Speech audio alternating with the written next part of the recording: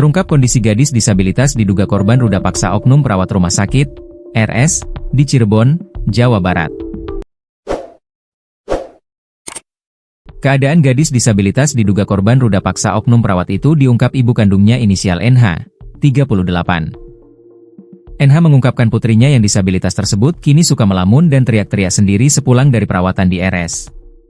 Perbuatan oknum perawat itu diketahui setelah gadis penyandang disabilitas berusia 16 tahun di Cirebon mengadu kepada ibunya jika dirinya mengalami pelecehan saat berada di sebuah rumah sakit di Cirebon. Terduga pelaku diketahui merupakan seorang oknum perawat berinisial DS, 31, yang bertugas di salah satu rumah sakit di kawasan Klayan, Kecamatan Gunung Jati, Kabupaten Cirebon. Sang ibu, NH, 38, mengatakan bahwa dugaan pelecehan itu terjadi saat anaknya menjalani perawatan TBC di ruang isolasi rumah sakit sejak akhir Desember 2024. Saat itu, lanjut NH, ruang isolasi sedang dalam kondisi kosong, tidak ada pasien lain. Kemudian seorang perawat datang memeriksa anaknya. Anak saya masuk rumah sakit akhir bulan Desember 2024, tanggal 20 malam hari.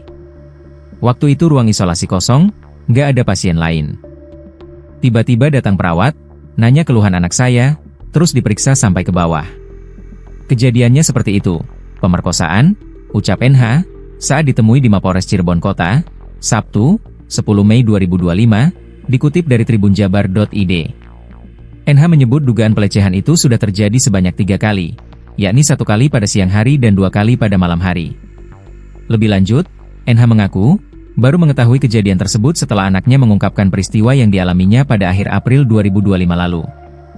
Awalnya saya bilang ke anak-anak, hati-hati sama laki-laki, jangan pacaran. Tiba-tiba anak saya cerita, MA, itu dokter yang di rumah sakit pernah masukin anunya ke saya. Saya tanya, dokter yang mana? Ternyata itu perawat, jelas dia.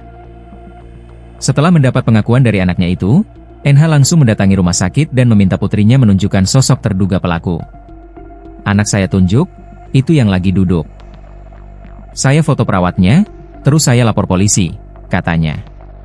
Korban trauma dan suka teriak-teriak sendiri. Setelah putrinya mengalami pelecehan tersebut, NH mengatakan kondisi psikologis anaknya terguncang. NH mengatakan, anaknya kini menjadi trauma. Bahkan, NH menyebut anaknya suka teriak-teriak sendiri dan kerap melamun. Anak saya sekarang trauma seumur hidup ibaratnya. Anak saya suka teriak-teriak sendiri, ngelamun sendiri, jelas dia. Mengenai kejadian ini, NH menyebut, pihaknya telah 3 kali mengikuti proses mediasi dengan pihak rumah sakit, tapi belum ada titik temu. Kami sudah 3 kali mediasi, tapi tidak ada titik temu dengan pihak rumah sakit, ujarnya. NH pun melaporkan kejadian yang menimpa anaknya itu ke polisi dan kini tengah ditangani oleh Polres Cirebon. Dia berharap laporannya itu dapat menjadi jalan bagi keadilan anaknya, yang kini mengalami trauma mendalam akibat kejadian tersebut.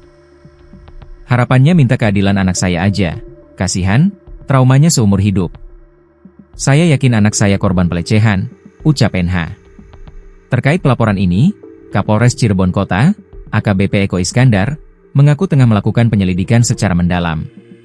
Kami saat ini tengah mengusut kasus dugaan pelecehan terhadap seorang anak berusia 16 tahun yang terjadi di salah satu rumah sakit di wilayah Cirebon, dengan terlapor dalam kasus ini adalah oknum perawat berinisial DS, 31, ujarnya, saat diwawancarai di Mapolres Cirebon Kota, Sabtu, dikutip dari tribunjabar.id. AKBP Eko menjelaskan, laporan itu diterima oleh pihak kepolisian pada 5 Mei 2025 dari ibu korban. Berdasarkan keterangan awal, dugaan pelecehan terjadi pada 21 Desember 2024, saat korban dirawat karena penyakit TBC di ruang isolasi rumah sakit tersebut. Korban dirawat di ruang isolasi pada 20–26 Desember 2024. Selama periode itu, korban diduga mengalami perlakuan tidak pantas dari oknum perawat yang kini menjadi terlapor, ucapnya. Sejauh ini, lanjut AKBP Eko, penyidik sudah memeriksa 4 orang saksi, terdiri dari pihak rumah sakit, keluarga korban, dan rekan kerja terlapor. Rencananya, 2 saksi tambahan juga akan dimintai keterangan dalam waktu dekat. Proses pemeriksaan terus berlanjut, dan kami berusaha mengumpulkan bukti yang cukup. Kami akan bekerja maksimal dan profesional dalam penanganan kasus ini. Kami tidak akan memberikan ruang toleransi terhadap tindakan yang melanggar hukum, terutama jika melibatkan anak di bawah umur, jelas dia.